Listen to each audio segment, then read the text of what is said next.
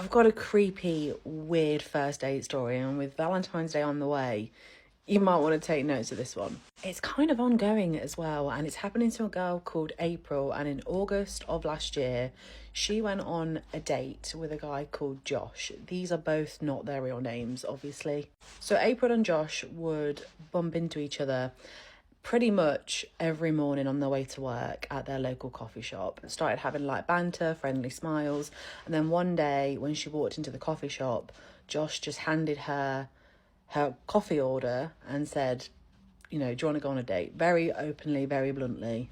And she said, yeah, she was already on the dating scene and she kind of liked the in-person aspect of being asked out on a date because she was just used to like Tinder and apps. So that evening, Josh texted her, really low-key, saying, like, we've done coffee, how about dinner?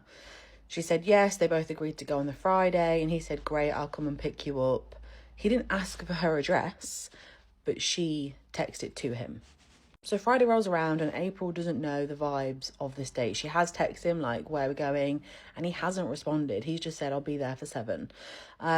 She wears jeans, nice top, does her hair and makeup and things. First date, low-key vibe, but also we kind of know each other. Bear in mind, this past week, they hadn't even spoke to each other via text. It was literally organising the date and what's the vibes, pick you up at 7. That was it. So Josh lets her know that he's arrived. She goes outside, opens the car door. He doesn't get out the car. And he is so suited and booted. And he's driving this like really fancy car. She immediately feels so underdressed, but thinks maybe he's just trying to make an impression. But also she says that he's wearing that much aftershave that it's making her feel sick. Conversation at first in the car is really awkward, but also she says that she gets really travel sick and the overwhelming smell of his aftershave was making her feel like she's going to vom. So she put the window down and he kept on putting it back up, saying, I don't want to lose the heat. She said from that moment, she did not want to carry on the day because of how sick she felt and also how he didn't care. So they put up to this really fancy hotel, chauffeur takes his car away, that kind of vibe. And there's a Michelin star restaurant in this hotel. And she just says to Josh, like, I really wish you would have told me the vibe because I would have dressed up nicer. He replies with the audacity to say, when a man asks you out for dinner, you should always assume you're going somewhere fancy and you should always be polite enough to wear a dress. But then he finishes the sentence and says, but don't worry, your face makes up for it, and winks at her. Ew. Ew. They have the dinner, and during the dinner, she's saying that he's just being really chauvinistic, he's being really arrogant, he's just basically implying that he's really well off, his family's doing really well, they've got multiple properties all over the world. Really not asking her anything about herself whatsoever. He orders for her, also gross, but then also he's constantly topping up her wine. She says that he must have topped up her wine like 4 times before her main course even arrived, and she puts her hand over the glass and he says, I know you can be fun when you're drunk. How? This is their first date. So she's purposely now like not drinking her wine, and when she does, she's doing little sips, and he's getting pissed off at her because he's noticing that she's not drinking as much anymore. She's acting really sluggish, like she's really full around dessert time, and she basically says, using the too much wine to her advantage, like, I'm really tired, I've had too much wine, I think we better call it a night after this. He says to her, well, we've both had quite a lot to drink tonight, I can't drive you back, but I've actually booked us a room here, so why don't we just end the night here? What? Sorry, what? She actually gets really offended and says, yeah, I don't do that on first dates. I'm just going to get a cab home. He then gets so pissed off and he's like, this is a waste of a night. I can't believe you've dragged me on like this. And thankfully, like, April really stands up for herself and she's just like, no, I've really not enjoyed my night. I really thought we would as we know each other. Let's just end it here. If we see each other, when we have a coffee again, maybe we can pick up the conversation from there, but I'm going. He then starts pleading with her, like, please don't go, I'm really sorry. Let's just have another couple of drinks. Like, we don't have to have the night here. And she's like, no, books a taxi, gets in the taxi. Throughout the night, she's been texting her sister. She said that she always texts either her sister or her friends, just to let her know how date's going, where she is. And when she's texting her sister basically says, like, come spend the night around my house. So she diverts the taxi to her sister's house. Like, an hour later, there's a knock at the door. Guess who it is? It's Josh. She's a bit like bamboozled, like, how on earth do you know who I am? He's obviously been drinking more. He's saying how, like, ugly she is, how no one's going to ever date her, how much he's embarrassed her, blah, blah, blah. Her sister calls the police, but he leaves by the time the police arrive. The police don't do anything. They don't take it seriously. They're basically just saying, you've obviously hurt his feelings. He's had a bit to drink. We'll give him a warning. For the rest of that weekend, he is blowing up her phone and texting her so much grief. Like, she's bricking herself because she knows that she's going to bump into him because they must work or live in the same area. And she thinks, like, I don't want this man to completely change my life and change my routine. So for the first few days, she doesn't take the normal route to work and she doesn't go to her coffee shop. However, by the Thursday, she goes to the coffee shop, but she goes early on in the morning. And the baristas have noticed that she hasn't come in and says, have you been all right? She goes, actually, I went on a date with that guy that comes in and it went really bad and I really didn't want to bump into him. And that's when these baristas kind of laugh and chuckle and thought, yeah, we actually thought that he was your stalker. And she was like, what do you mean? They said that he was never a regular in that coffee shop until April started visiting. He would kind of linger outside and enter like either the same time or a few minutes before April would. If there was ever a time that April wouldn't walk by, they would make a bet whether he would order something or not. And most of the time he would just get up and leave or just never even enter the coffee shop. He also would ask the baristas what you would order because he wanted to surprise you. And some days he just copied exactly her order. Like, to these baristas, it was kind of like oh, this is a bit of a stalker, but like, this is serious. Like, surely you should tell this customer that this is happening to them. So April then decides not to go to this coffee shop anymore because she's scared and she's kind of pissed off that these baristas think it's a joke. But these calls and texts and voicemails are just non-stop. Even when she blocks the number, he's just bombarding her with just abuse after abuse. She thinks to calm him down, she should arrange another date. It was never her intention to go on this date. It was just to appease him. As soon as she says this, he's like, yes, let's go tonight. I'll pick you up tonight. And she says, no, let's give it a few days because she really didn't want him to turn up to her house. Makes the excuse, I've got gym class tonight, I can't go. And he just immediately starts accusing her of a liar. He's like, I know you don't have gym class tonight. I know you don't. He ends up saying something like, I know you have gym class on Thursdays, not on Tuesdays. You're lying to me. I don't do well with liars. You're going to get yourself hurt, blah, blah, blah. And now she's feeling threatened and things are coming to the forefront of her mind. How on earth does he know her routine? Is he physically following her? How does he know that she has gym classes on certain days? How did he know she went to her sister's house? The weird comments that he was making about how he knew she was a fun drunk. And also all of these bumping into each other at the coffee shops weren't coincidences. They didn't work in the same area. He was coordinating everything. So she just blocked his number, collected all the evidence, went to the police. The police did fuck all. They said he hasn't actually threatened you. He hasn't actually done anything wrong. Yeah, yet. Like, how often do we hear about these stories actually turning violent? The police advise her to change her routine, change her number, and block social media. So she does just that. She did get her family solicitor to send him like some sort of harassment letter that if he does contact her, the police will be involved. But she says she's constantly getting private DMs through various different social media accounts. She knows it's from him, like just trying to get her attention. The last she's pretty certain she heard from Josh was just before Christmas, where he sent her a bunch of roses and a Christmas card. I tell you all the time, people are weird and creepy, and this shit scares me more than any type of goblin or ghost. So with Valentine's Day coming up, be vigilant and be safe and watch out who you go on dates with. All right, let me tell y'all about how my friend secretly took me to a haunted house because she wanted me to play ghost hunters with her. Okay? Now, when I make videos on here, do I give Melinda Gordon? Do I give Queen Latifah from Scary Movie? Exactly like I thought. It never gave that.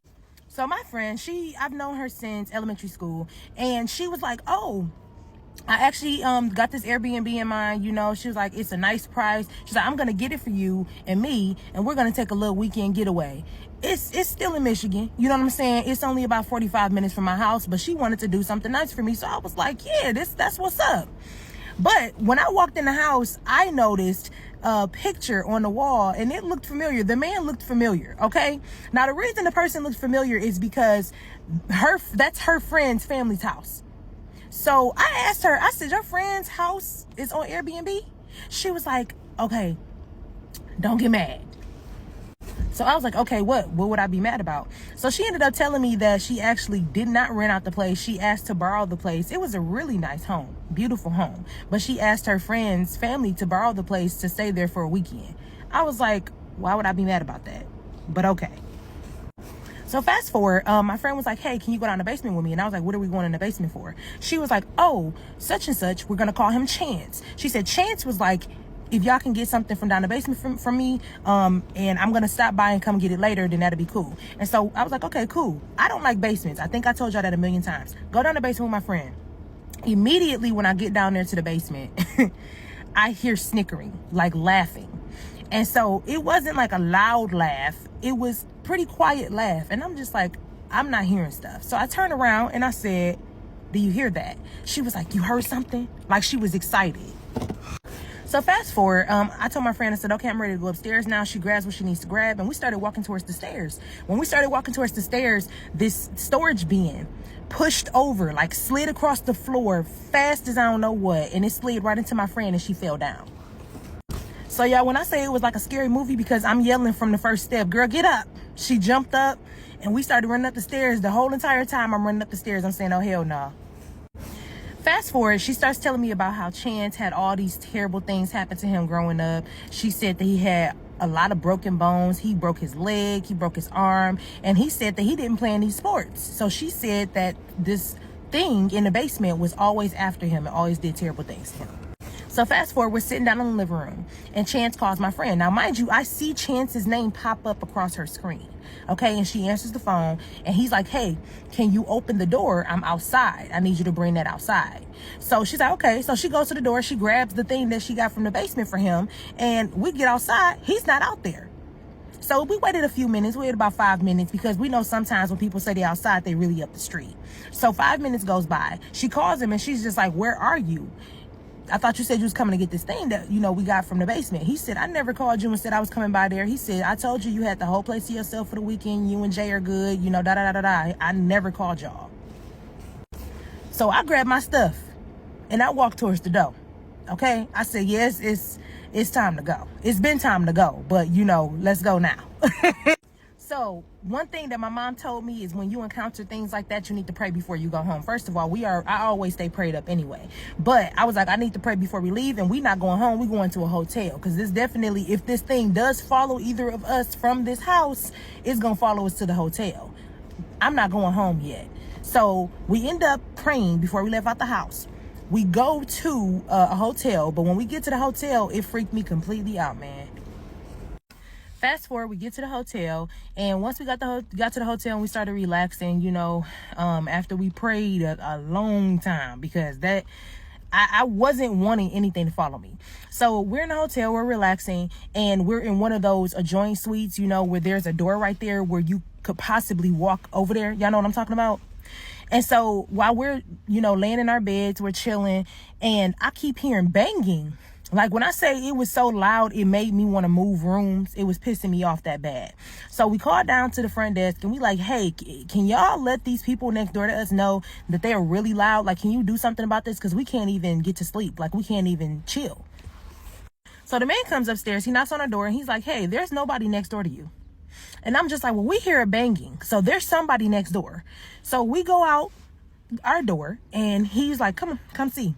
He slid the key in, pushed the door open. The suite hasn't even been touched.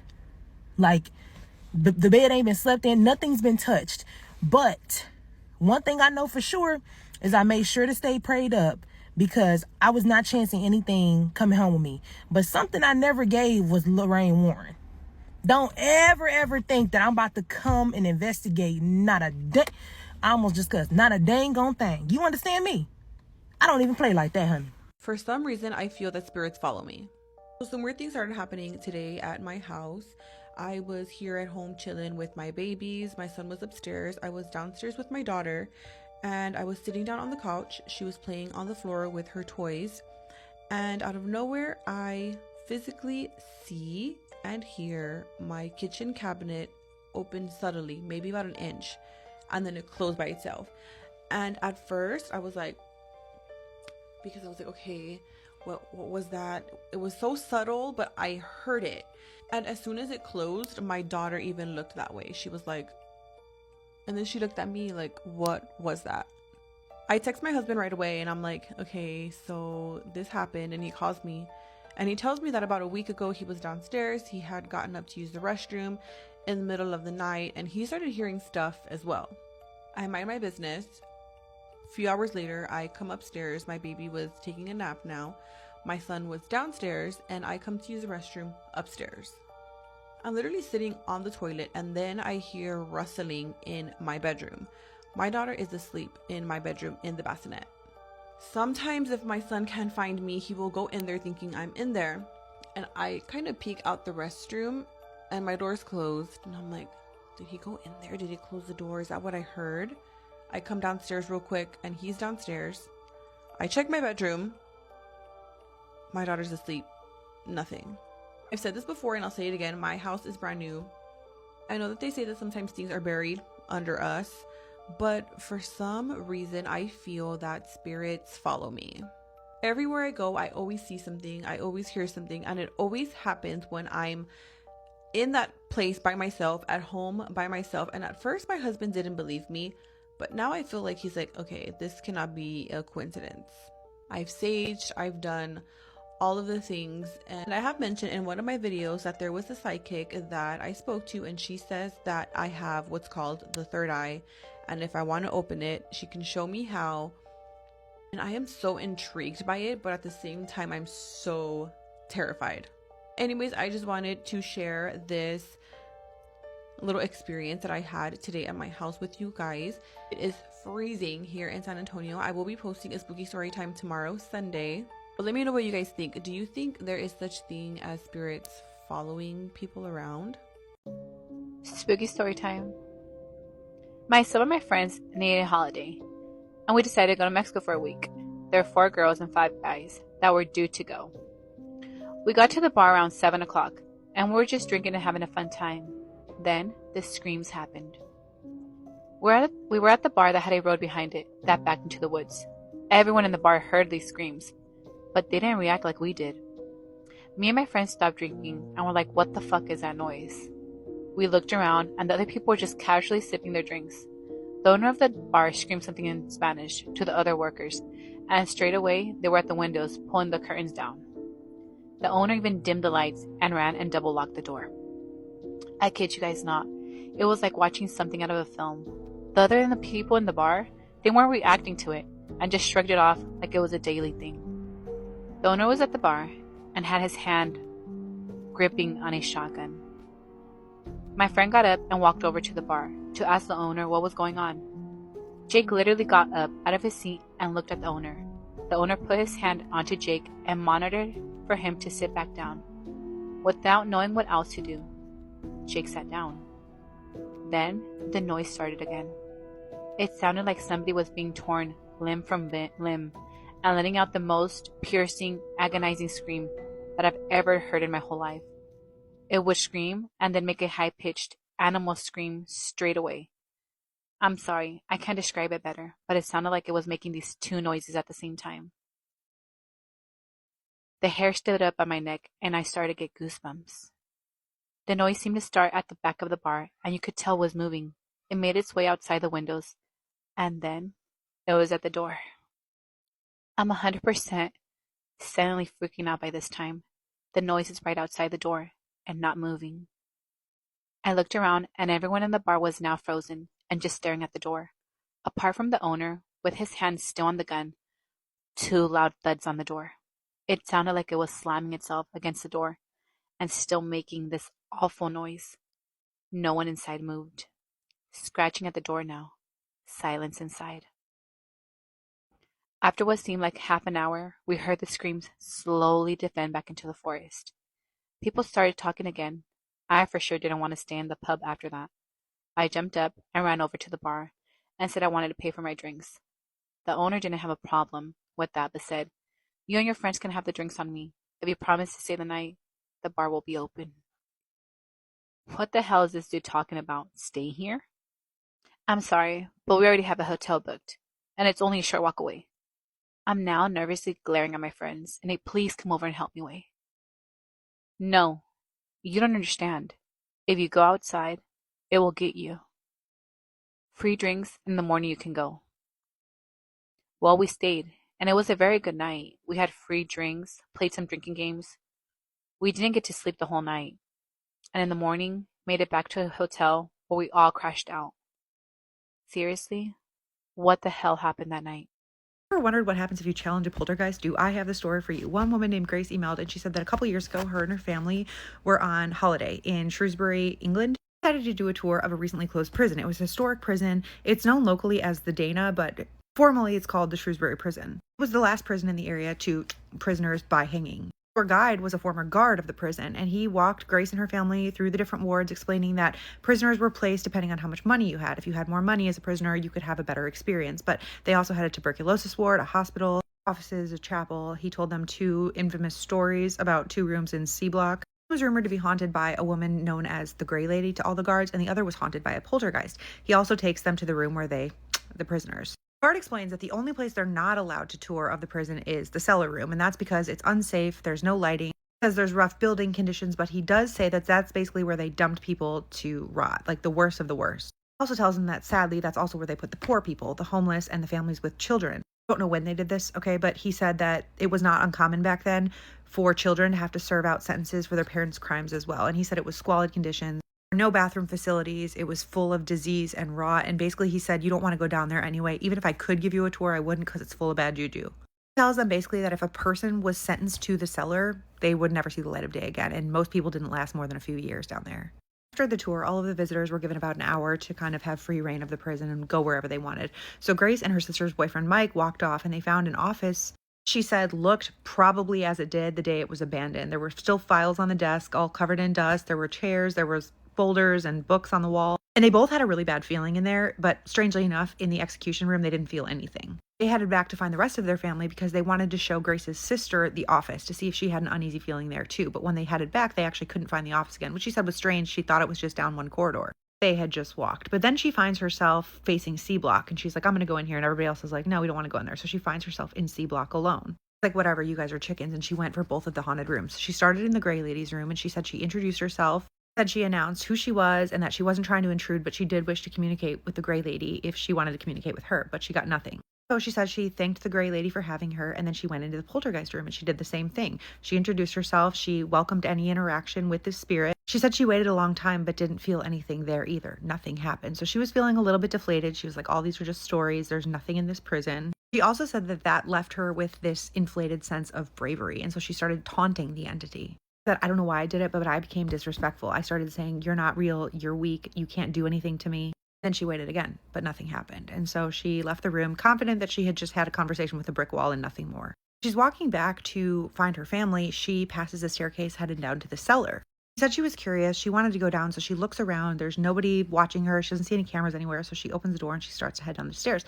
But about halfway down the stairs, the whole staircase started to vibrate. She said she saw the bolts coming out of the walls. Thought maybe it was just because of her weight on the staircase, but then the staircase started to shake so violently as if something else was moving it. And she said she always thought that if she was ever met with something like this, she would stay and investigate, but that didn't happen. She bolted back up the stairs because she knew that whatever was down there, she had made it angry. She ran back up the staircase so fast, she said she was screaming apologies. She ran out, she ran past the gift shop, she didn't even stop. And outside of the prison, her family was waiting and they were complaining that she had been taking forever and they were ready to go. They were telling her that they had been trying to call her, but that her phone was going straight to voicemail, and she was terrified. She was apologizing, trying to explain what had just happened, when all of a sudden her dad looks at her with these wide eyes and he says, everybody run to the car now. The look of terror on her dad's face made her not even question it. They all just ran to the car, got in, he locked the doors, sped off, and as she turned around to look behind her, they saw a man running out of the prison headed straight for their car. The man looked unwell, covered in rags and dirt. Her dad said he couldn't explain it, but he knew that the man was headed straight for them. That her dad is not a believer in anything supernatural, paranormal at all, so she tried to explain what happened. She thought it was like an entity coming into form, and her dad said, no, that's just a coincidence. I think it was probably a squatter in the prison. Grace said she couldn't shake the feeling of that man being connected to her decision to disrespect the spirits, and she didn't sleep at all that night. But I will never go back there. I do feel like I upset the spirits in there. She said, let this be a reminder to not be disrespectful or to mess around with things that you don't exactly understand. She says she doesn't plan on doing any more ghost or paranormal hunts, but if she does, she'll be nothing but respectful. So she said it would be interesting to hear anybody's theories about who this man was. If you've ever been to this prison, let me know. If you know anything about it, let me know. If you have a spooky scary storytime submission, I would love to read it. I'm going to post a couple more today just because it is snowy and fun. Mission for Spooky Scary Storytime came from someone named Sarah, and she said she's sharing this to see what you all think she witnessed seeing on her campsite at Congaree National Park in South Carolina. Feral people, the cryptid, something else entirely. I don't know, so maybe you will. She said on this night, it was 2019, she, her best friend, and her husband had been camping actually for a few weeks. They just wanted to travel. They were going all around the South. They had actually even been Bigfoot hunting in Georgia. It was fun, but they didn't see anything. But they were all avid outdoors people, loved to camp, but they were sleeping in a tent. They were just kind of going wherever the wind took them. So when they find this campsite, which is $5 a night, they're like, cool, book it. This particular campsite had two different parts. So there was a side for RVs and a side for tents. And they were staying on the tent side, obviously. And they had two tents, one for supplies and one where they slept. They had a little kitchen set up. They were planning on staying for like a week or two. On the third night, another couple got there and was camping on the site next to them. But other than that, they were completely alone. And Sarah said from the minute they got there, things felt a little bit off. Like the energy was weird. She thinks maybe it was just because this particular campsite was like in a really, really dense forest. It was just a little bit darker at night than she was used to, but she was open to it. Having a really good time. They would go to the store or the farmer's market every day, get veggies and fresh supplies, cook dinner together every night. She said it was just a really fun, carefree time in her life. So they're staying for about a week. On the sixth night they're there, it starts to rain. And on the seventh night, it was storming really, really bad, actually more than they were prepared for. So they decided that they were just going to get a hotel for the night, leave everything as it was, and come back the next day. They get back the next night after the rain had stopped, and they noticed their entire campsite was covered in pine needles. So they brush them away and try to make camp again. Now, as I mentioned, their campsite was in the middle of a very dense part of the forest, and so there were little gravel paths that led to each campsite, but from where they were staying, you couldn't see anyone else. Sarah says after they got back, she went to bed, and her husband and her best friend stayed up late, kind of drinking, hanging out by the fire. She woke up at one point because she heard a very strange scream, and now she says she is Native, and it sounded like what people would describe as a flesh pedestrian scream. But she didn't want to jump to conclusions. She's like, I don't want anyone coming for me for that. Like, it could have been an animal. So I peeked my head out, asked if they heard it too, and they did. Then they all heard someone unload the full clip of a firearm. And it sounded like it was coming from the RV side of the campsite. A lot of commotion. And soon after that, there were sirens. There were police on four-wheelers. There were dogs. They didn't talk or interact with any of these people that were investigating whatever had happened, but they could see the blue and white lights flashing through the trees. Everything kind of calmed down, and they assumed that a bear had gotten too close and someone had unloaded on it or something. But eventually all the lights kind of faded, the commotion calmed down, and everybody went to bed. At some point, Sarah says she woke up and she remembers hearing voices outside of her tent saying, look around here. At that point, she said she heard another scream coming from the woods, but it wasn't coming from the side of the RV. It was coming from somewhere deep in the woods. They still assumed that it was just police or park rangers looking for a bear or something. She said the scream obviously didn't sound like a bear, but in that moment I was just trying to reason because I'm alone in the woods. Like, what else am I going to do? Next day it stormed again, so they went to a motel and they just kind of waited it out. And they came back late when the moon was already out. Got back, she says they pulled into the main parking area, and it was just the most unsettling, eerie feeling that she's ever felt. And she says she's hesitant to even share this part because, one, it feels like a lie, and two, she wouldn't tell her family because she's Native American and they would say it's bad luck. But said, I have no explanation for this, but the entire woods were silent, and I know that's a bad sign.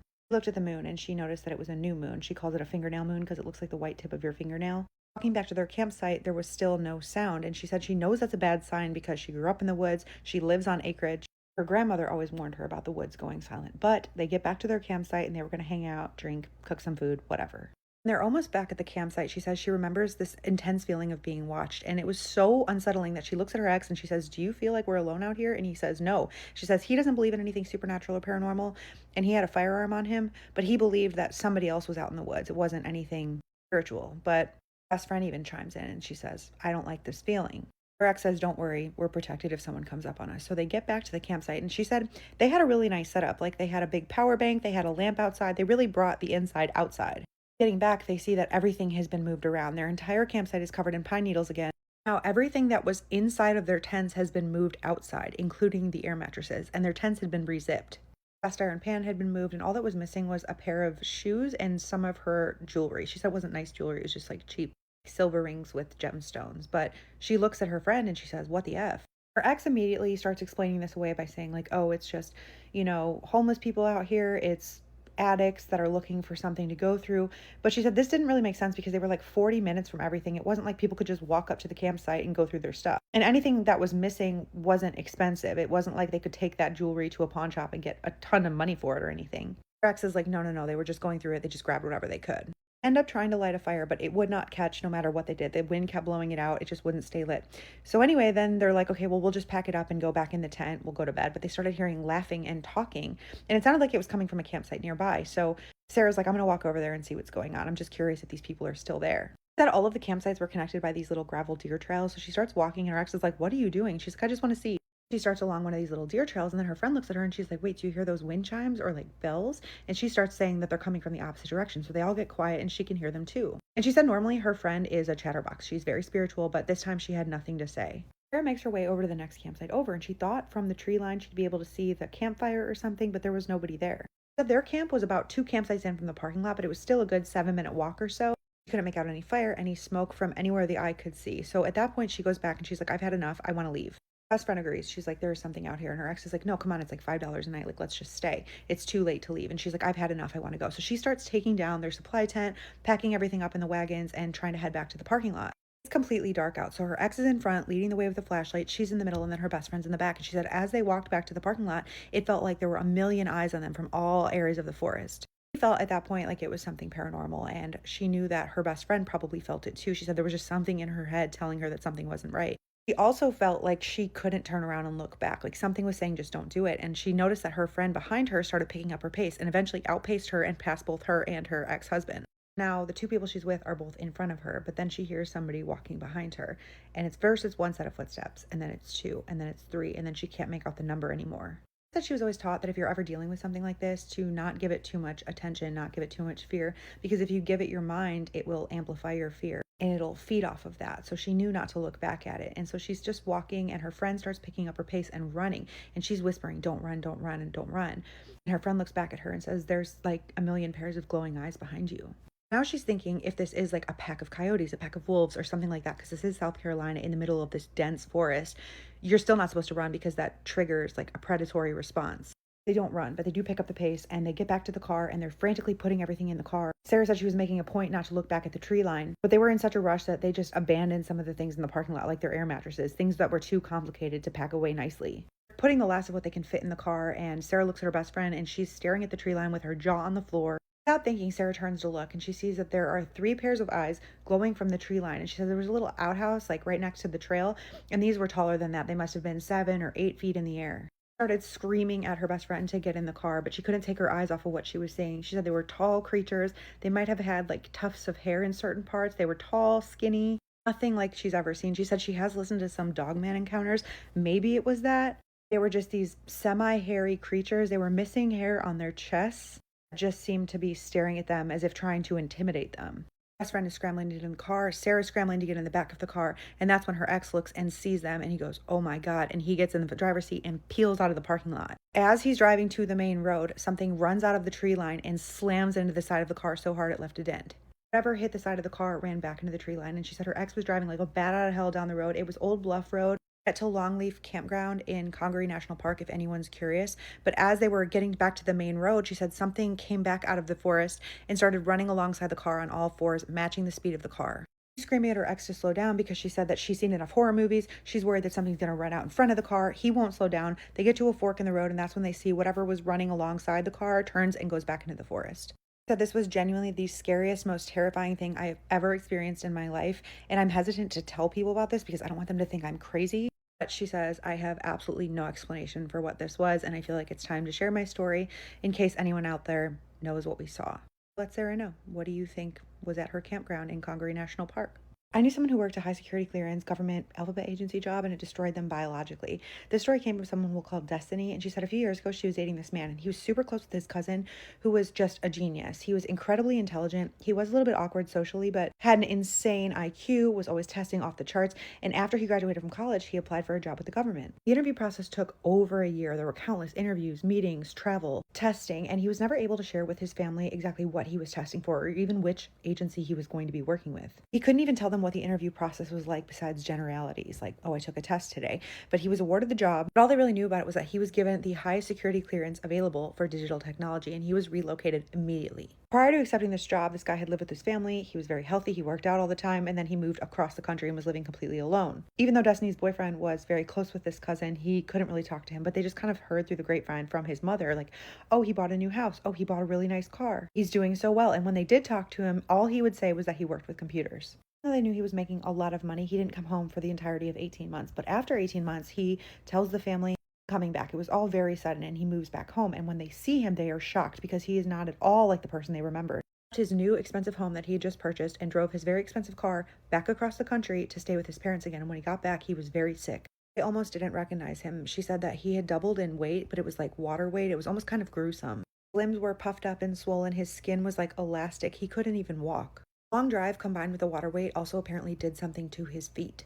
She maybe remembers them talking about like the blood flow was restricted or the blood had pooled in his feet, something like that. But over the next few weeks after getting home, it got worse. He gained more water weight despite eating a healthy diet, and his feet turned black. He was admitted to the hospital and he was diagnosed with stage 5 kidney failure. They were all in complete shock as to how this had happened. He had never been sick. There was no history of this in his family. He had lived a healthy life up until this point. In the hospital, his feet got worse. It was gangrene and his skin was dying. So they realized that he was going to lose both of his feet, possibly the lower half of both of his legs. For this, he received zero support from the government. And when his family asked what had happened when he was out of state, he said he couldn't talk about it, that he could face legal repercussions. He was sworn to secrecy, and while trying to treat his gangrene, they tried a myriad of different treatments, but nothing helped. So he decided he was going to go with an experimental treatment. Pretty gruesome, so you can skip over to this part if you don't like gore. But she said that the hospital grew their own maggots, and they used them in a prescribed way in which the maggots would eat the gangrene basically all around the living flesh in order to try to save what was underneath. He had these maggot treatments daily, and it actually did work for the most part. They were able to save parts of his feet, even though he'll never be able to walk again. Destiny says that her relationship with that man ended, so she doesn't really know what happened to the cousin, but the last that she knew, he was on dialysis for his kidney failure. That I don't think he's alive anymore, but my relationship ended badly, so I never wanted to reach out to find out. But I have some suspicions about what happened. He was obviously working with this alphabet agency, and he had top secret clearance. She said, I always wondered if maybe he found something or learned something or maybe refused to do something, and they made it very easy for him to just go away. She'll be reading the comments, and she's happy to answer any questions that you may have, so let her know. And if you have a story that you think nobody else would believe, send it in. Boom boom, it's story time. Boom boom, Paranormal Chicago active with Cat G. Hey y'all, it's me. And we're coming in for part 2. Roll the recap. Lily, bright, bubbly ass, woke the fuck up, wanted to go on an adventure. I wasn't ready for all that shit. I'm not a morning person. Plus, I was. She popped up at my house, said that we had somewhere to go. We was getting ready to go. Then she got a message from the universe. The universe told her we had to go to the Garfield Conservatory. Go to the Garfield Conservatory. Don't know really what we going there for, but we find out that Miss Evangeline is there with 2 of her clan sisters. Gonna find out I wasn't supposed to be there. Lily was the one who was called. I wasn't. This messed up some. Who was the plans made by? A vampire man. And the 2 evil bitches from Miss Evangeline Coven, they was actually helping the vampire man. We left off with the vampire man and the 2 shining sisters. Yeah, they trapped me back there in the desert room.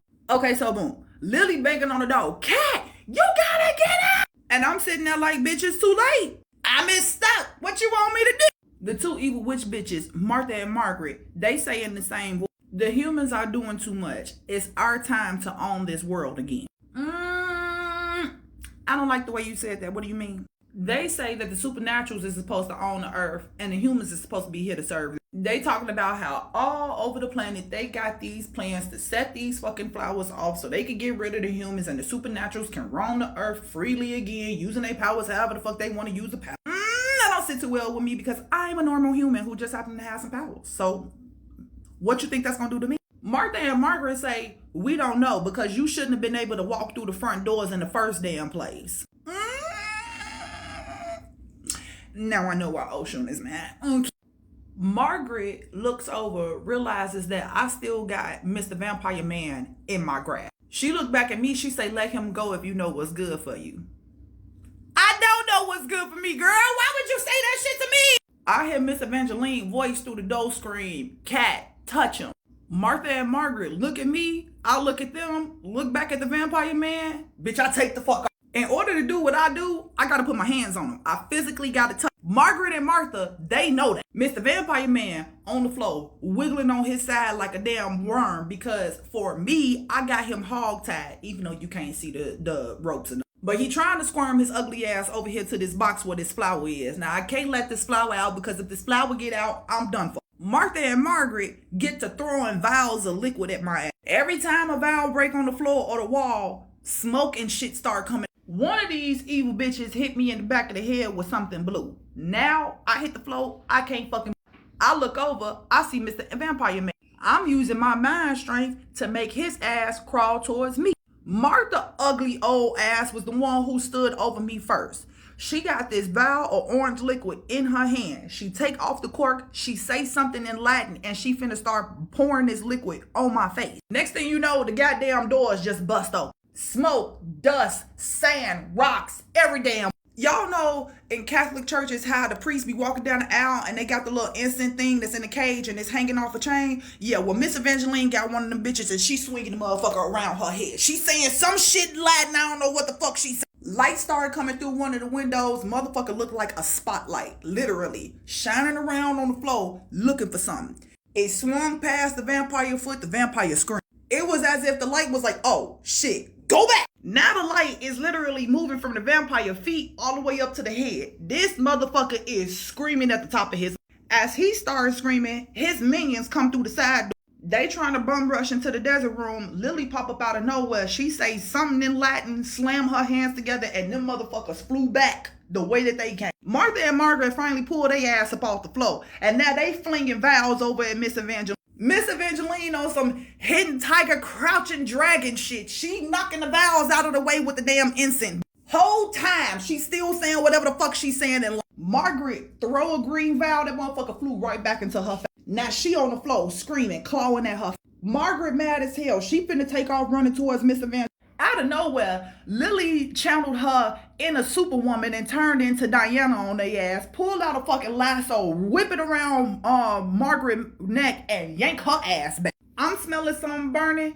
It's the goddamn vampire man over here cooking in the goddamn sun. When the sun finally gets up to his heart, you hear his minions in the hallway screaming bloody murder. I don't know where the hell she pulled it from, but Miss Evangeline pulled out this long ass walking stick and pointed it towards the witch bitch sister. Martha and Margaret pissed the fuck off. They looking at Miss Evangeline with this long ass walking stick and they like, you don't have to do this, just. She was like, no, y'all didn't have to do this. You could have just stopped. Now I gotta stop. She slammed her stick on the. Margaret and Martha went up in fucking flames. Now Lily and Miss Evangeline is saying some shit in Latin. I, again, don't understand what the fuck they. The red flames turned green. Next thing you know, them bitches was gone. Mr. Vampire Man is a pile full of dust. And me, I'm just sitting here fucking confused, not knowing what the hell to do because I'm still paralyzed. I can't fucking move. Miss Evangeline look at Lily. She tell her go get the flower and destroy it. Lily walking up to the box that the flower is in, but it's like a barrier around it. She can't get more than 3 feet close. Miss Evangeline walk up to the box. She can't get no closer to it. They speaking something over the flower. I don't know what the fuck they saying. It's a language that I ain't never heard before. The last time I heard this language, my mama was saying it and it was all bad. As they saying a little incantation, there's a tree that's in the middle of the room. It's standing in its own planter. This sucker, the leaves get the glow. The more they chant, the brighter the leaves. Y'all know how on the Avatar movie with the blue people, when they sat up there and they tied into, what was the, I think, Yahweh or some shit like that, whoever they God was, when they tapped into it and all of a sudden all these blue lights just start trickling into all the veins and the roots of all the plants and shit. Okay, that's what the tree looked like. Okay, the middle of the tree trunk get the splitting in half. Again, I'm still on this floor paralyzed. Baby, I'm finna piss on myself. What's happening? A lady and a man dressed in all white come walking out of the tree. And these ain't normal people. I'm talking about these people gotta be like 7 feet, 8 feet tall. Not even an over exaggeration.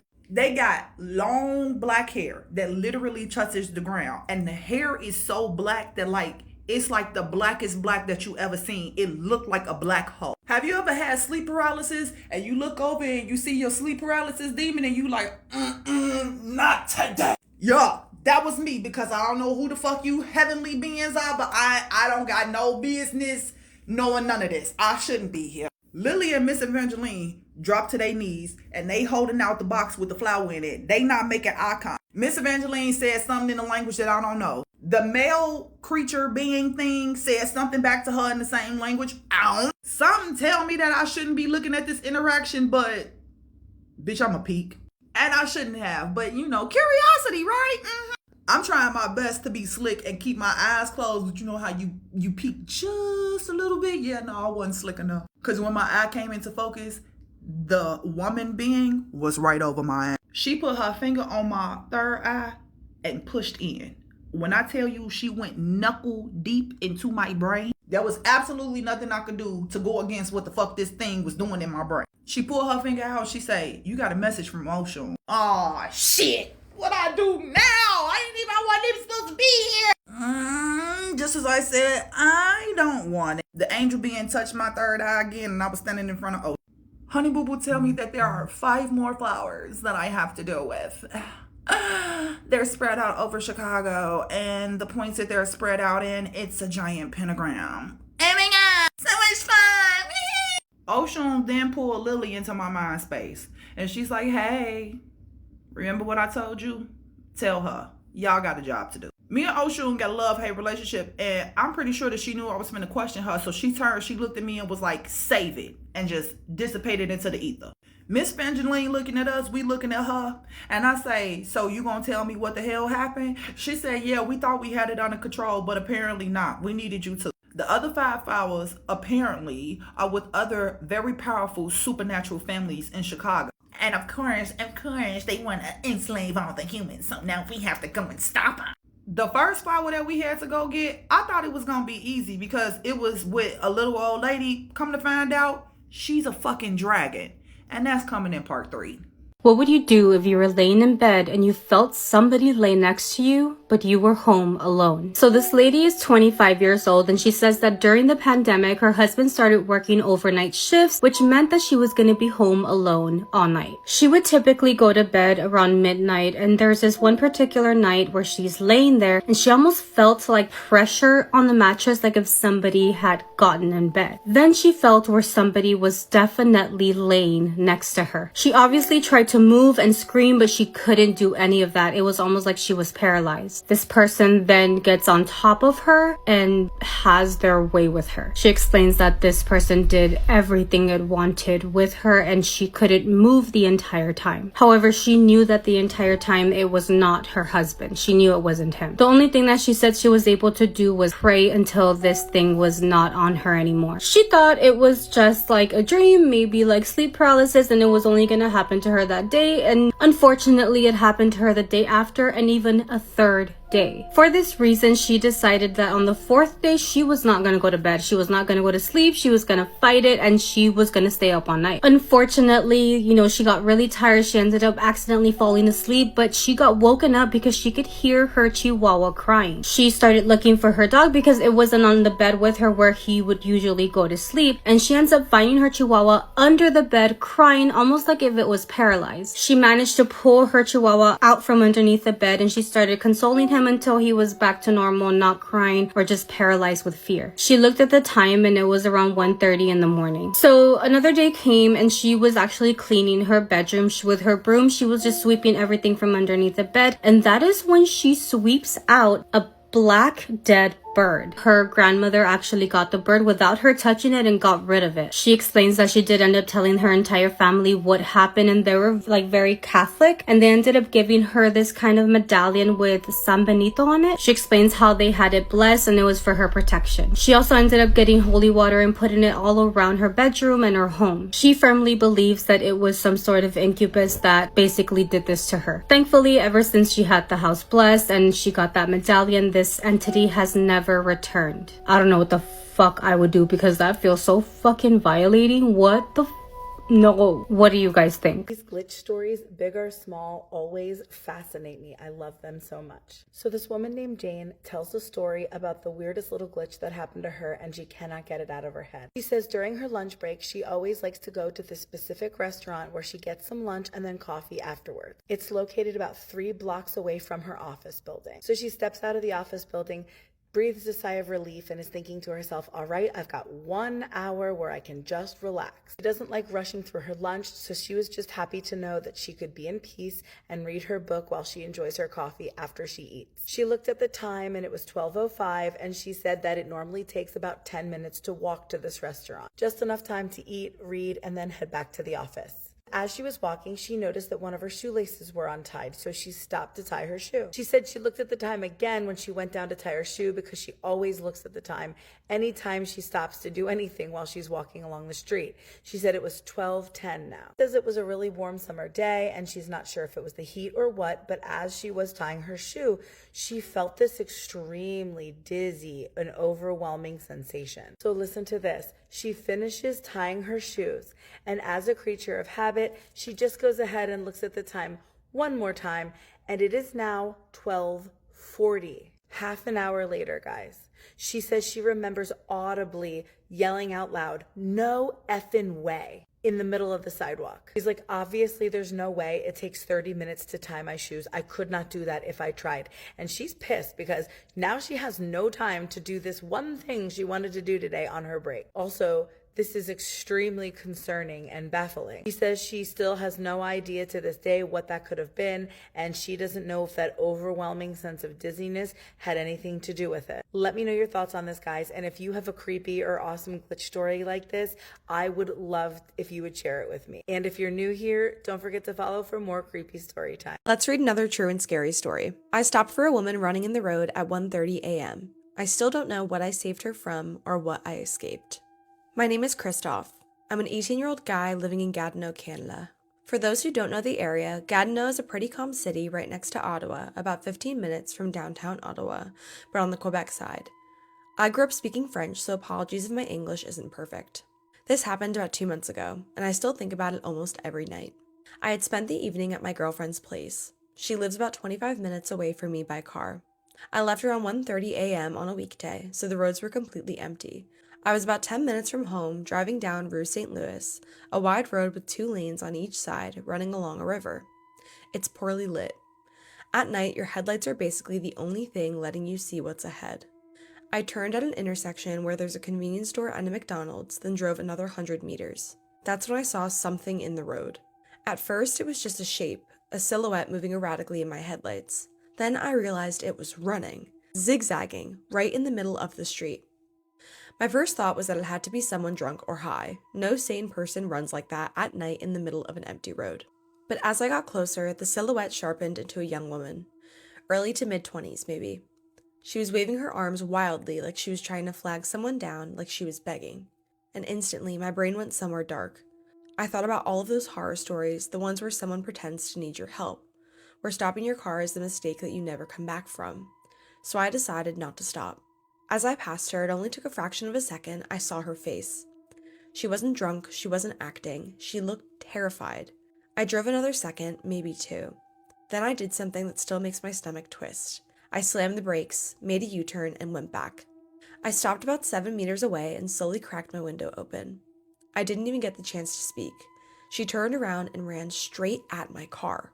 I panicked and rolled my window back up instantly. She grabbed the rear passenger door handle behind me and tried to open it, again and again and again. The doors were locked. Through the glass, I could hear her screaming, "Call the police, call the police." My hands were shaking as I grabbed my phone and dialed 911. While it was ringing, I lowered my window just a few centimeters and said, Okay, calm down. I'm calling the police and you're safe." Something about that made her stop. She wasn't aggressive anymore. She wasn't erratic, just completely broken. She didn't look intoxicated at all, just pure panic. She told me she was going to walk back towards the convenience store and McDonald's I had just passed, about 100 meters away. She started walking. I followed her in my car, barely moving, about 2 kilometers per hour, still on the phone with the dispatcher. I explained everything. A young woman running in the middle of the road, screaming for someone to call the police, clearly distressed but not drunk or high. By the time I finished giving our location, we reached the convenience store. Both the store and the McDonald's were closed. There was no one else around. Just her and me, under harsh gas station lights. She leaned against the wall crying, and for the first time I could really see her. That's when I noticed her hands. They were completely covered in blood. Not smeared, not splattered, soaked. I have never seen that much blood in my life. Her clothes were stained too. My heart started pounding so hard I could hear it. I asked her quietly, "Ma'am, are you injured?" She shook her head. "No." I swallowed and asked, "Is that your blood?" She looked at her hands, and then she said, "No." My mind went blank. If it wasn't her blood, then whose was it? Before I could ask anything else, there was a long silence, maybe 10 seconds. Then she broke. She started crying harder than before and said, in a voice I'll never forget, "I'm so ashamed of what I did. They will never forgive me." Before I could even process what that meant, a police car pulled up fast. 2 officers got out. One of them took my name and phone number and told me I could leave immediately. The other officer went straight to the woman. I didn't argue. I drove away. That was the last time I saw her. It's been 2 months, no call from the police, no follow-up, no news article, no missing persons, no crime reported anywhere. Nothing. My friends and I have tried to make sense of it. We've come up with theories, some of them very dark, like for example an infanticide, but every explanation falls apart somewhere. If the blood wasn't hers, that explains part of it. Her words explain another part. But why was she running in the road? Why didn't she call the police herself? Why was she alone, and why has there been zero trace of whatever happened? Sometimes I wonder if I helped a victim. Other times, I wonder if I unknowingly stopped for someone who had just done something unforgivable. And sometimes, I wonder if the scariest part is that I'll never know which one it was. It makes me wonder whether or not this person likely had some sort of psychotic episode and had a freak out and did in fact hurt someone, but I'm shocked to know that the police never followed up with this person. I feel like if you report something, you should hear the result of what you reported. As always, if you guys have any stories you'd like me to read, please email them to me and I will get to them if I can, and I will see you in the next one. Working in a morgue, especially at night, is one of the most terrifying experiences ever. All it takes is one noise and you will be traumatized. It all started when a guy was looking for a summer job, okay, to finance his college. But this motherfucker right here was not looking for a regular job like everybody, like McDonald's for example. No, he was like, nah, let's try something new. Let's work in a morgue. For those who don't know, a morgue is basically where unalive people are sent so they can be identified, cleaned, and be prepared for the burial. Basically a place where you can find a whole lot of unalive people. Now, back to the guy. Why was he looking to work in a morgue in the first place? Well, first of all, he knew this morgue, okay? This morgue was not very far from where he lives. The second thing is, this morgue was hiring people. Yes, they were looking for people who can work at night, basically do night shifts, and this was perfect for the guy since it was summer. The guy didn't waste any time and he immediately went to their office. He started by presenting himself, saying stuff like, "Hi, my name is blah blah blah, I don't live far from here, so I can be here every day." But this is where he started to notice something. You see, while the guy was talking to the employee of the office, he noticed that he was, the employee was extremely positive. Like, bro, how's that bad? Well, the employee was trying to be optimistic and positive for almost everything. It's almost like he was playing a character, and this was worrying the guy. For example, the guy will ask a simple question like, "When will my shift usually end?" And the employee will respond with something like, "Oh, about that, don't worry at all, we will do our best." I assure you that there is nothing to be afraid of. Okay, but that was not my question. I understand that you are hesitant and unsure, but let me reassure. You see what I'm talking about now, how the employee was talking? It feels like you'll only do this if you have something to hide or something that you don't want to show. Anyways, after a long awkward discussion, the employee made the guy sign a contract and he told him that he can start this weekend. Now, the time finally came and the guy is ready for his first hours of work. His job was very simple. He had to clean some parts of the morgue and get the tools back where they belong. It was basically a cleaning job, so when the bodies arrived, they arrived in a clean space, okay? He did not have a direct contact with them. Spent almost 2 weeks doing this, okay? He low-key liked the job, okay? It paid well and the job was really simple. But everything stopped when this specific thing happened. See, one time while he was working cleaning the morgue, he heard the sound, okay? The problem is, he is supposed to be the only one there. Yes, you heard me well. At the time he was working on, which was very late at night, it was supposed to be him inside the building and the security guard outside the building. Only those two. So when he heard that, he low-key made a smart move. He immediately went outside to talk with the security guard. So he went outside and he met the security guard and told him that he heard the noise. The security guard responded by saying it was probably something that fell. This is where the guy said no. He told him that I know the sound of a tool or something falling. I work there all the time. What I heard is different. Again, the security guard didn't believe him, more like didn't agree with him. He was like, "Buddy, you're working there with unalive people. I've been watching here all the time. Nobody went in." So here the guy didn't have a choice. It was like maybe this was my imagination, and he went back inside. Now, when the guy came back inside, he chose to change the room, okay? You know the room where he was initially there? He's not there anymore. If you're asking, bro, what's the purpose of this? Well, he did this for a reason. He chose this room because it was really close from the sound that he heard in the beginning. Meaning that if he hears that sound again, he's 100% sure that that was not his imagination. stayed in this room for a while, not doing anything because it was already clean. He was just focusing, trying to hear if it happens again. And guess what? It did happen again. This time, the sound was a lot louder and it felt like something was being dragged. He heard that noise. As you can imagine, he stressed and he was so scared, okay? He was like, nah, I know damn well that this was not my imagination. Immediately rushed back outside, trying to tell the security guard that that was not my...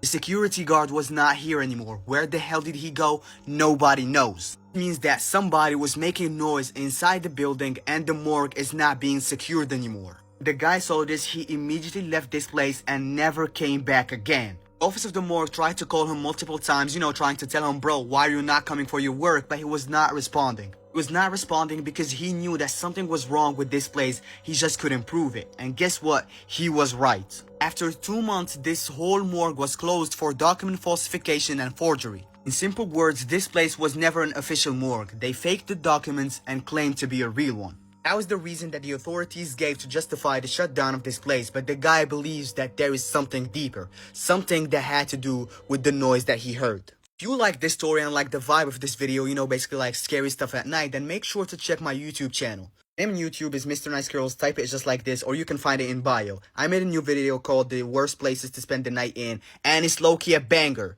I am underrated as hell. These are the consequences of doing a love spell on a person. So Gloria has been practicing witchcraft for the past 5 years, so much so that she has become very well known around her neighborhood and she has a ton of clients. One day she was having a birthday party at her house where she invited a bunch of her friends and a bunch of her close neighbors. When she sees a girl that she didn't recognize enter her home, she assumed that this was probably one of her friends who had invited another friend. The girl goes up to her, introduces herself as Peggy, and tells Gloria that she needs her help, that she has fallen madly in love with this man that wants absolutely nothing to do with her. Gloria advised her against it and told her about all the consequences that come from love spells, that you can't mess with someone's free will. Peggy said that she didn't care, that whatever the consequences were, that she was willing to deal with it. The next day, Peggy went to Gloria's house and Peggy handed her a jar. In this jar, there was this white powder. Peggy told her to take a very small amount out of the jar and to add it to one of his alcoholic drinks. And to also do it on a Friday, because apparently Fridays are the most strongest days to do this stuff. That Friday, Peggy ended up having a huge party at her house where she invited just about everyone, including the boy and Gloria. As the party was going, everybody was dancing, singing, having a great time. Peggy starts getting a bunch of drinks ready for her friends. Gloria notices that Peggy takes one of the drinks and puts it to the side. She then opens the jar that she had in her pocket and she dumps all of the powder in the drink. Gloria right away runs over to Peggy and tells her, that is too much. I told you to only give him a small amount. You have no idea the consequences that this is going to create. Peggy then snaps at Gloria and tells her to mind her business, that this had nothing to do with her, that she already paid her for her work, and that whatever happens now, to just back off. Gloria pretty much wiped her hands clean and left it at that. The minute this guy took a sip of the drink, it was almost out of a movie scene. He became completely head over heels in love with Peggy and could not keep his hands off of her. The whole night they were just making out and all over each other. A few weeks go by and Peggy gives Gloria a call and tells her, hey, what you gave me worked amazing, but I no longer want to be with him. He has become way too obsessive, very toxico, to the point that he's even jealous of my own brothers. I wanted him, but not like this. I no longer want to be with him. Gloria told her there's nothing that she can do about it, that when she tried to interfere, that she had told her to mind her business, so that's exactly what she was going to do. Weeks go by and Gloria ends up receiving news that literally chilled her to the bone. Apparently, Peggy had broken up with the guy, and when she did so, the guy became so insane that he drove his bike right off of a bridge, unaliving himself. All because of that spell. A month later, Peggy calls her terrified, crying her heart out, begging Gloria for help. She told her that after the boy had passed away, that she continued to see him in the home, that he wakes her up at night, that she hears his voice, that he still is around at all times, that even after he passed away, he continues to be obsessed over her, even after death. It all started back in 2023, when my parents, my siblings, and I went to eat breakfast one morning. We were talking and having fun when I noticed an older-looking lady sitting alone at the table next to us. She wasn't eating anything and kept staring at us. It caught my attention, but I tried not to look at her. A bit later, she smiled at my mom and said, "We have some beautiful kids. I wish I could have a family like yours." My mom didn't think much of it until the lady started talking to us nonstop and even moved her chair to sit at our table without asking. She began talking about zodiac signs, asking when our birthdays were, being very insistent about it. It got to a point where she wouldn't even let us eat because of how many questions she was asking. Eventually, we did leave, but that's where everything changed. The next day, my 2-year-old sister started crying at night, and it became a constant thing. She kept pointing down the hallway, staring, saying there was someone there. My mom's room is on the left side of the hallway, while my siblings' rooms and mine are on the right, so we all had direct view of it. My mom immediately believed my sister, but my dad didn't as much, so all we could do was try to calm her down at night. To be honest, I didn't believe her either until strange things started happening to me. But it wasn't just me anymore. Now all of us were experiencing weird things. I was usually the first to wake up and get ready for school, and I would stay home alone while my mom dropped off my other siblings. One morning, while I was getting ready, I heard footsteps in the hallway. I didn't think much of it because I assumed my mom had come back. And then the door opened slightly by itself. There were no windows open at all. It was like a breeze had opened the door. Not only that, I started hearing my name being called in my mom's voice. When I asked her about it, she told me she hadn't called me. Another day, I was looking towards my bed and saw what seemed like someone sitting or lying on it. One corner of the bed was pushed down, which really freaked me out since no one was there. Soon after, I began having nightmares, sleep paralysis, and other strange experiences. My siblings were going through similar things as well. One time, my brother was in the shower when the curtain opened by itself. He turned around so fast, and all he saw was a hand. Then, the curtain immediately closed again.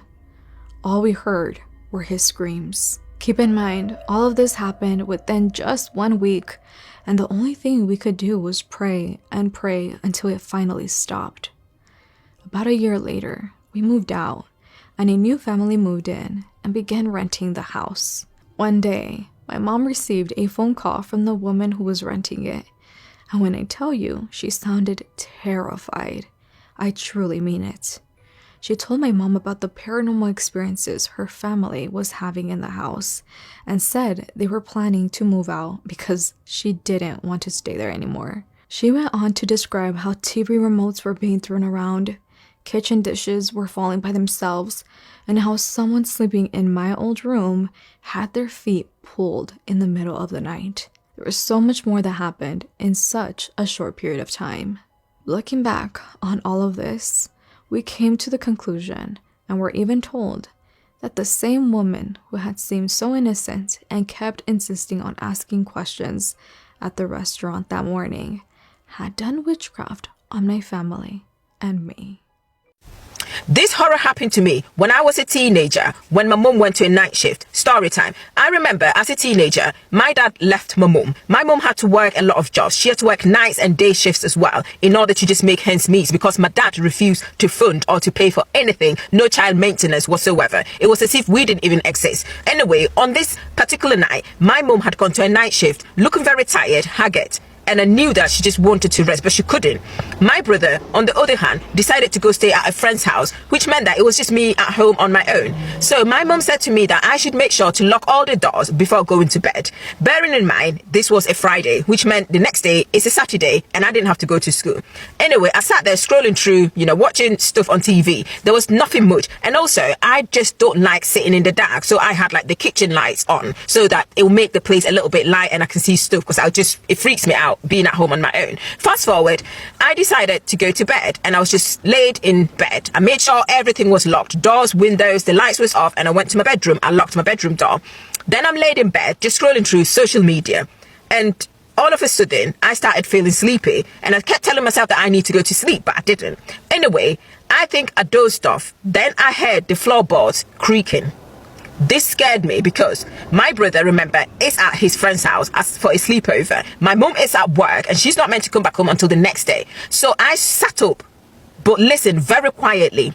And I kid you not, I could see a shadow, like, you know, under my bedroom door, because for whatever reason, the lights were on in the kitchen, which means I could see the lights coming through under my bedroom door. And their footsteps, something walked past. I see a shadow of whatever it is, because you can see it just covering part of, you know, the lights under my doorway. I was scared. I didn't know what to do, because at this point, it's just supposed to be me alone in the house. Anyway, I'm sat there quietly shaking, not even knowing what to do. Then I hear a little tap and my name being called, and it was my mum's voice. I was, you know, a bit shocked because my mum shouldn't be at home at this time. Then I hear the tap again and my name again, and I didn't say anything. I sat there really quiet and trying not to make any noise. Then the door started, like, you know, shaking as if they're trying to break the door to get in. And at this point, I'm holding on so tight, praying that that door stays locked. Then I hear my name and she's telling me that, why am I not coming out to say hi to her when I know that she's come back from work? And I know my mum does not come back home at this time. And who the heck is that? Anyway, the door was shaking violently. I'm freaking out. I don't even know what to do at this point. Then it went really quiet. All of a sudden, I hear banging again, really louder. At this point, I'm thinking the door is going to give in. So I'm panicking. I don't know why I couldn't even, like, dial the police. So I'm sat there and it goes really quiet. After a while, I whispered my mum's name, asking, is that you? I hear nothing. I whisper again, I hear nothing. Then it's silent. I don't know what possessed me to go and check, but I stood up. I opened the door, the kitchen lights off. I couldn't see anything. The darkness swallowed me. It was as if I was in, like, this unknown place and not our home. So I panicked. My feet couldn't even move. I didn't even know what to do. All of a sudden, I see this dark figure dashing towards me. Before I knew it, it started clawing and scratching me on my face, all over my body. I'm screaming, and then it went silent. I rushed back to my room, and I was actually bumping into stuff because it was pitch black. I ran in, I locked the door, and I sat on my bed, shaking. I rang my mum, and I couldn't even talk. I was crying. My mum is asking what's going on. I asked my mum if she actually is home. My mum said no, she's not home, and she's still at work, and I know very well that she's not due back until tomorrow morning.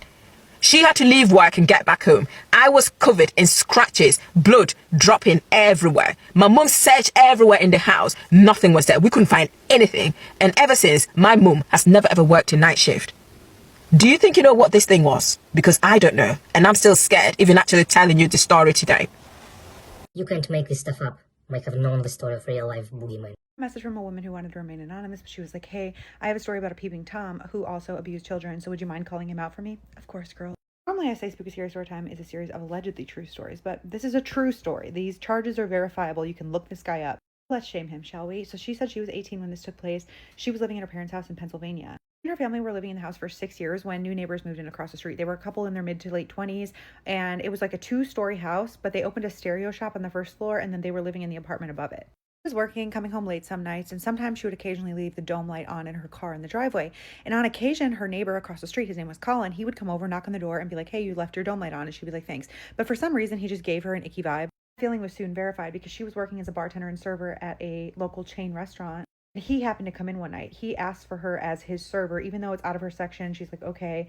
And she takes care of him because she wanted to be polite, but just kind of rubbed her the wrong way. But anyway, she takes care of him. He leaves her a good tip. He leaves. After that night, he kept coming back. Apparently, every time he came back, she wasn't working, but he would start asking her coworkers, like, hey, what's her schedule like? And that was a red flag. Obviously, her coworkers didn't tell him her schedule, but he knew that she worked there. And then things got even weirder. So she said her parents left at the same time for work every single day. Her dad left at 4:30 in the morning and her mom left at 6:30. This one day, it's 7 a.m. She's sleeping in bed. She's home alone and she starts to feel the blanket being lifted off of her. She opens her eyes and sees this man looming over her, and he's got like a hooded sweatshirt on pulled over his face, so she can't tell who he is. So she screams and the guy runs out of the house. It happened so fast, she was questioning if it really happened at all. Like, was she dreaming it? So she goes downstairs, but she sees the front door is wide open. So she's like, oh my gosh, this was real. So she calls her mom. She's hysterical. Her mom comes home. They go to the police station. The police are like, did they take anything? And she notices that her phone is missing as well as a box of pictures. She said this was in the era when people like printed out pictures, like the disposable kind of pictures. So anyway, they tell the police that. They're like, do you have any idea of who did it? And she's like, well, I can't prove it, but I'm pretty sure it was the guy across the street. So they write that in the report. That happened in October, but in February, a few months later, she got home at like 3 a.m. one night. She was exhausted. She fell asleep on the couch and she woke up to the feeling of somebody pulling her tank top, like from the armpit across her chest. This time, the guy was not wearing a hood over his face, so she could clearly identify that it was the guy from across the street. So she screams, her parents come flying down the stairs, the guy runs out the back door. They call 911, the cops come, the cops are like, who do you think it was? She's like, it's the guy across the street. So they end up at his house. They do end up arresting him over there, but they were talking to his pregnant girlfriend at the time, and apparently she stated to police, was he peeping again? Again? The girl ends up having to go and testify against him. He gets sent to prison. In his possession, they found her phone, photos, her undergarments. But obviously this could have gone a lot worse. He did get sentenced to 2 years only. His name is Colin Best from Williamsport, Pennsylvania. Since that happened, he has been convicted numerous times. Went on to do this again. First to a 16-year-old, and then when he was at a Kohl's store, he peeped his phone over the top of a dressing room to catch a minor undressing. Also been accused but not convicted, she said, of essaying minors. Just last year, he was accused of creating CSA material. That it's so bad, I get sick thinking about it, but I just wanted to warn people about this man because he's out there. So girlies, if you're in Pennsylvania or anywhere in the area, please watch out. As if nothing else, please let this story serve as a reminder to always lock your doors and windows because you truly never know who's living across the street.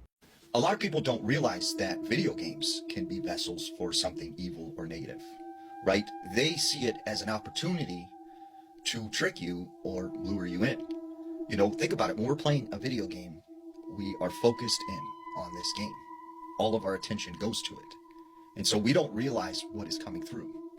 And the people that created this game, when they're developing it, we don't know what goes on during that process. We don't know what's written into the code or the Easter eggs in the video game. So, yes, a video game can be haunted. Now, this story I heard when RT2 first came out. There was this guy, he just got the game, and he'd been playing for like a week. Well, there's a part in the game when you're in Lemonade, and you're outside of St. Denis in the swamp, where you encounter this ghost woman. And this guy said he happened to be in the swamp NWA in this general area where the woman appears. He said he was walking around when all of a sudden this woman just like jump scares and pops out onto the screen. And he said she was transparent, looked like the ghost lady you see in this area. Well, he said right after he's seen her, he hears a man's voice on the game saying, "She doesn't love you." And he said he was like freaked out. So he turns the game off and he's like, you know what, I'm done for the night. And he goes to bed. Well, he said later that night, this game turned on by itself and he wakes up to hearing like a woman screaming. And he realizes the game has not only turned on by itself, but his character, Morgan, is right at that location where you encounter the spirit of the woman. Another creepy thing, when they were making the Fatal Frame game, the Mask of the Lunar Eclipse, the director, Makoto Shibata, said that it was a custom in Japan that when you would make a horror game, that you would go to a shrine and perform this purification ritual. He opted out of doing that because he wanted to have supernatural experiences while they were developing this game. So he said when they were recording some of the sound for the game, they picked up a voice. And when they tried to re-record this piece of sound, it just kept returning. So eventually he gave up and was like, we're just going to put it in the video game. He said another thing that happened to him was he was visiting some relatives at this old hot springs hotel in Japan. And he said he went to bed one night and he woke up and there was a man staring out the window. And he said he slowly just disappeared right in front of his eyes. He goes over to the window and realizes he was looking out at the full moon. And he said that partly inspired him to write this game and come up with the name for the game. He said another time he was in the studio, it was late and there was no beds. So he went into one of the rooms and found this ping pong table and laid down, took a nap. He said he woke up to this little girl walking in circles around the table, singing numbers in like this verse. And it was like 6, 5, 3, 8. And like, so he took that experience and put it in the game. And he said many other things happened that were actually used in the developing of this video game. Driving at night can be terrifying, especially if you're alone. Now, this story takes place in Ohio. There was this man named Tom. Tom said one night he was driving on a rural highway in Ohio. He said he was headed towards Cleveland. It was about 1 a.m. It was a cold kind of winter night. He said there wasn't any other cars on the road. and there was just nothing but cornfields and kind of rolling hills all around him. So he said as he drove down this road, he started to just kind of get that feeling where you feel lonely. And he said, it just made him feel really uneasy. But that's when all of a sudden he notices something up ahead in the middle of the road. And as he gets to whatever this thing is, and it comes into view, he can see that it's some person in a clown costume. And he immediately swerves out of the way and nearly misses this guy. And as he gets past him, he slams on his brakes, he looks back, and this man is gone. So he's like, what in the world is going on? Like, what would a clown be doing out here in the middle of nowhere? So he starts driving again. And as he's driving, he said, that really freaked him out. Well, he started to notice this white stuff, like a fog, was coming out of the car vent. And he said it was ice cold, and it just made its way to the back seat. Then all of a sudden, he said the energy in this car just changed. And as he turns around and looks back, bam, there's the clown. The one he just seen on the road in this clown costume. And he's just sitting there staring at him. So Tom is freaked out. He doesn't know what to do. If I stop and I get out of the car, this clown can chase me. Like, I'm just going to make my way to the nearest town as fast as possible. So he was just speeding down this highway with this clown in the back seat. And every time he looked back, this clown was just focused straight ahead, staring at him. Finally, he makes it into the town, and he pulls into a hotel parking lot.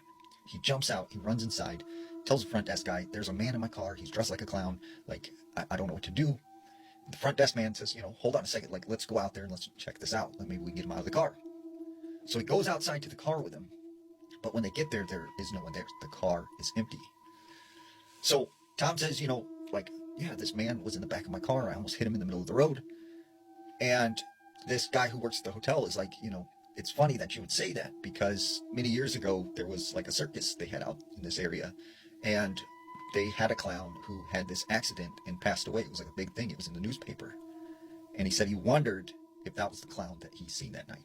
There are many people who believe that dragons are real, and there have been sightings across the United States, most recently in California. Now, the earliest report of a dragon seen in America was in 1882. A news clipping from the LA Times said that there was this train headed from Yuma to Los Angeles. And as it was going through this very remote desert area known as the Colorado Desert, they encountered what they described as a dust storm, and it was headed towards the train. Now, the passengers were panicked because they didn't know what was going on. And when this dust storm gets closer to the train, they see what appeared to them a 40-foot long snake with wings, and it is crawling on the ground at an incredible speed. It finally cuts in front of the train, but at the last second, the train nicks its tail. And it's said that this dragon reared up and it started to attack this train. And many passengers who had firearms on them began firing at this thing, and it took off into the sky. And that was known as the first sighting of a dragon in America. Now, even before then, there were Native American legends, old Cherokee legends of these dragon-like serpent creatures. But the most fascinating story that I've heard happened near Lassen Volcanic National Park. There were these two Boy Scouts, and they were on a campout.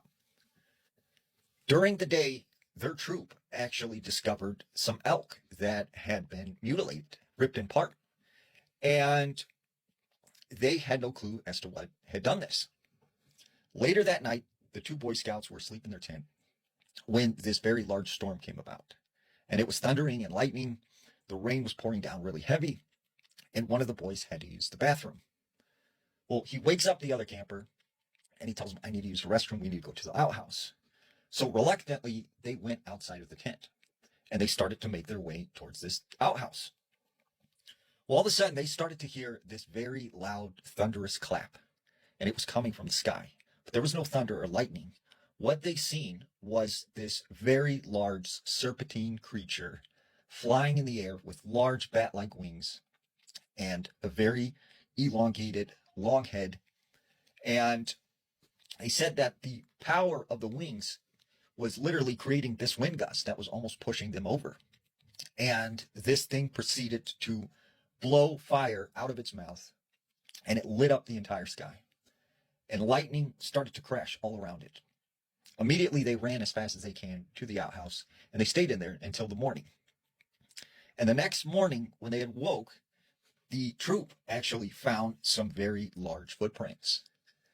So, are there dragons in California? I need to tell you guys this ghost story. I actually have a lot of ghost experiences, but for now, I'll talk about the year I lived in a haunted house. I was 12, and my family had just moved us into a place called Kennewick, Washington. We were renting a one-story house from an older couple. My cousins, who I was super close with, helped us move in and stayed the night with us for a couple of nights. Weird stuff started happening the very first night. The guest room in the home had a really weird vibe that nobody cared for, so they decided to sleep in the living room. I can recall hearing knocking in the walls, disturbing me from sleeping. We all asked each other who was doing it in the morning, parents included, but none of us took responsibility. Another thing that would happen was every night, my closet doors would open on their own. No matter which house I've lived in, I've always needed the closet doors closed in order to sleep. I got so scared waking up to see my closet doors completely opened that I even once tied a chain around the handles to keep the doors closed.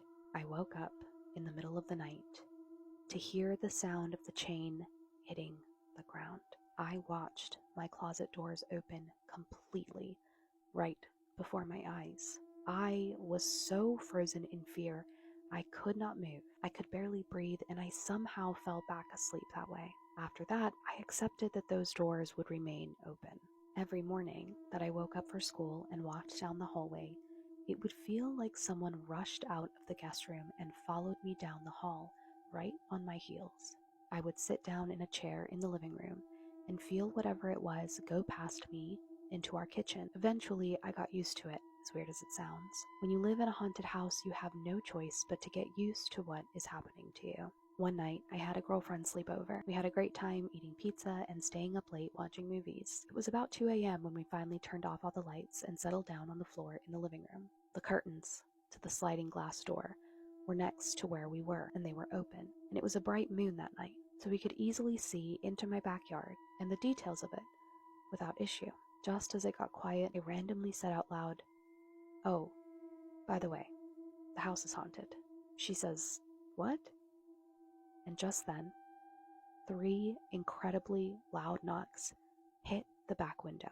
We both looked outside and there was absolutely nothing. She burst into tears, and I had to calm her down by letting her know that nothing else would happen that night, and if I can live there and be okay, she would be just fine.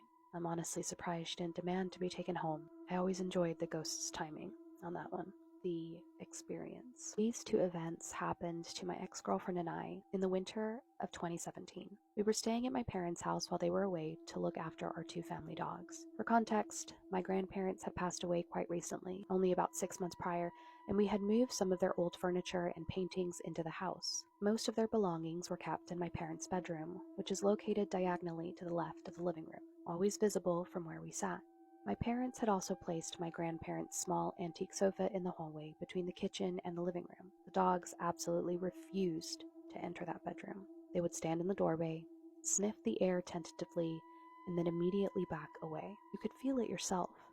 There was always a heavy, oppressive atmosphere in that room. During our stay, both of us became very ill. I had it the worst. A brutal combination of strep throat and an ear infection. I felt like absolute trash. One snowy evening, we were lying in the living room sofa watching an old movie. The dogs were curled up with us, and my ex had fallen asleep as I was drifting off myself. Suddenly, from the direction of my grandparents' old sofa in the hallway, I heard someone clear their throat.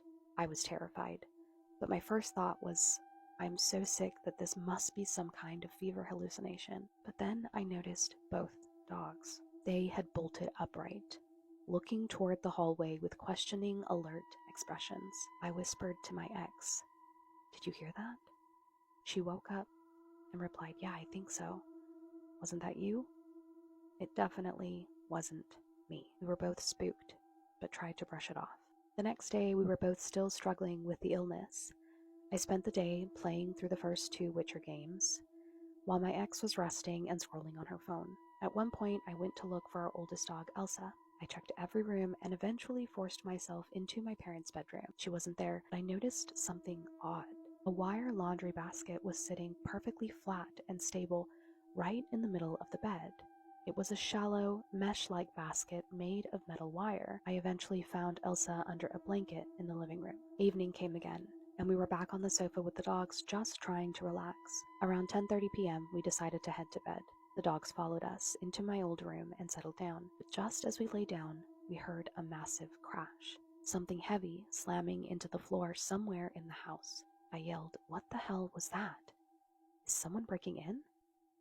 I grabbed a knife from the kitchen, my heart pounding, and began a slow search of the house. I was terrified. Room by room, I found nothing. I started thinking, we must be going crazy. There's nobody here. Then I reached my parents' bedroom. The wire basket, which had been sitting securely in the middle of the large bed, was now upside down on the floor. There was no logical way for it to have moved, let alone fly off of a soft bed with enough force to make that kind of noise. I told my ex, and she came to see it too. I don't remember much of what happened after that, other than we were just paralyzed with fear. So I'm scrolling on TikTok, and I see a story that I want to share from my page. And I'm going to put the original creator down in the thing down below. I'm going to just share his story because I feel like it's a very interesting story that I should share. This guy says that, he's a queen. He's one of us, okay? And he was working at a nursing home back in 2017. And he wasn't a nurse himself, but he would find ways, to take care of the residents that were in the nursing home. This one caucus guy, I don't mean to be rude when I say that, but that's the race that he was. Every morning he has to go get his breakfast from the Black Queen. So this day he doesn't come downstairs, so he brings up the breakfast that he prepared to the resident's room, right?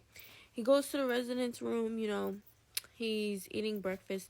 They chopping it up a little bit. Sometimes the resident is rude. Sometimes the resident is not rude.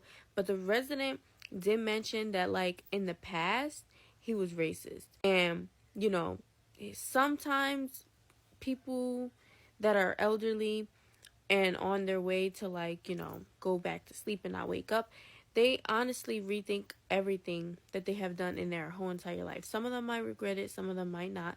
But in this story, the queen says that, he regrets some of the things that he did in the past. And he proceeds to say, you look like somebody that I used to know. The person being nosy, just like I'm nosy, asks him who are you talking about? Because, from what I know, you used to be racist back then based off what you was telling me. So, what black people was you around? And then it proceeds to tell him, I had this black boy friend, whatever you want to call it, back then. And, we were cool and stuff, but we would, play together in secret because he was ashamed to play with a black boy in front of his white friends. Instead of the friends saying something to the both of them, they humiliated the black boy. They weren't specific on what it was that they did to humiliate the black boy, but the resident said that he joined in on it and also humiliated the black boy. 2 days after that situation happened, the resident said that the boy unalived himself, and that is completely sad to me. But as you can see, he regretted, and he shared the story with the person that was giving him his breakfast. After he tells the person that works in the nursing home this, the person goes home and they're just it's heavy on their mind, but they're trying not to think about it too hard. But this night they could not sleep because it was just replaying and replaying and replaying in their thoughts. He was downstairs to his mother. His mother wakes up at 2 o'clock in the morning every single day.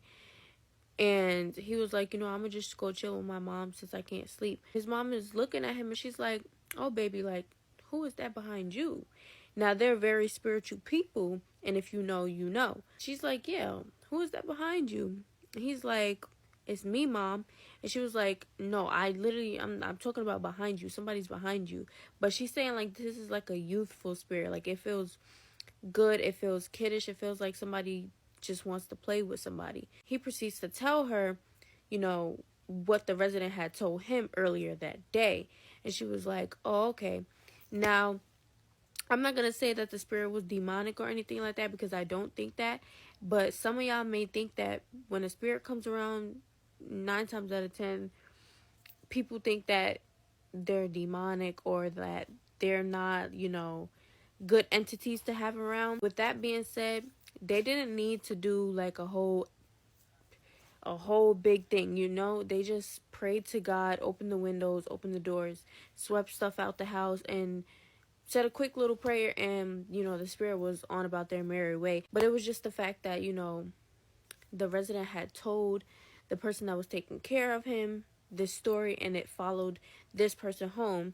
And the resident said, you know, like, you remind me of this person, you look like this person, if he would have made it to a grown age instead of taking his life when he was young. The resident did say he felt bad for it. He shared it, obviously, to get it off his chest. The person that posted this TikTok was just basically saying, whatever you do is eventually going to see the light. You're always going to be judged on the things that you do, especially if you're not being judged on it in the physical realm, you will be judged on it in the spiritual realm. People might find comfort in telling that story of what they did that they might regret to somebody else. And yeah, all I could say is repent and say sorry for your sins and just anything like that, because you shouldn't be treating nobody in the world different.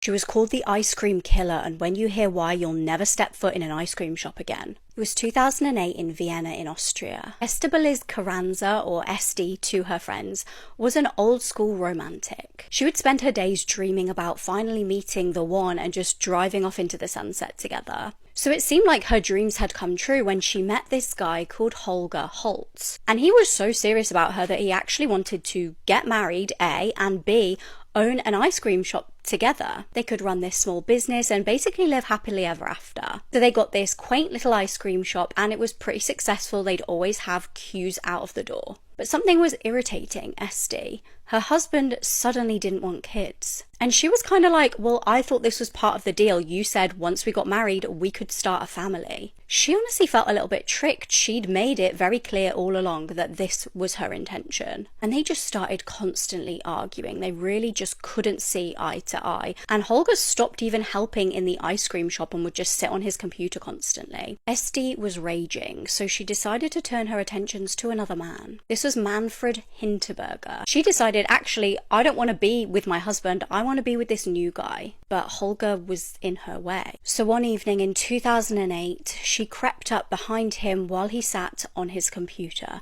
and shot him in the head. And I guess she didn't really plan what to do after she'd killed her husband, because she just stood there for a while thinking, okay, what do I do with his body now? She made a couple of attempts to cremate him, but it was a lot harder than it was in the movies. She decided to get creative. She was going to have to use the ice cream tubs from the shop. She cut off the limbs of her victim and stored them in those tubs. And if any customers asked her, you know, oh, where is your husband today?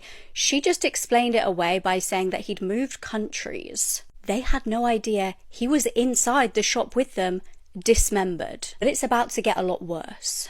After all of that, a little bit of time goes on and Esty starts to relax. She thinks, okay, I might have actually gotten away with this. And she figured her and her boyfriend, by this point, Manfred, could be together and start a family. But Manfred was like, no, I'm not actually ready. And to make matters worse, he said, I'm not even really ready to commit to you. I'm kind of dating other women. Bear in mind, she's mid to late 30s at this point, so in her mind, she was running out of time. This was now 2 years on from the first murder, so spoiler alert, there's another one coming. One evening, her anger just bubbled over while she was watching Manfred sleep in their bed. And you can probably guess what happened next. Suddenly, she fired 4 shots into his head.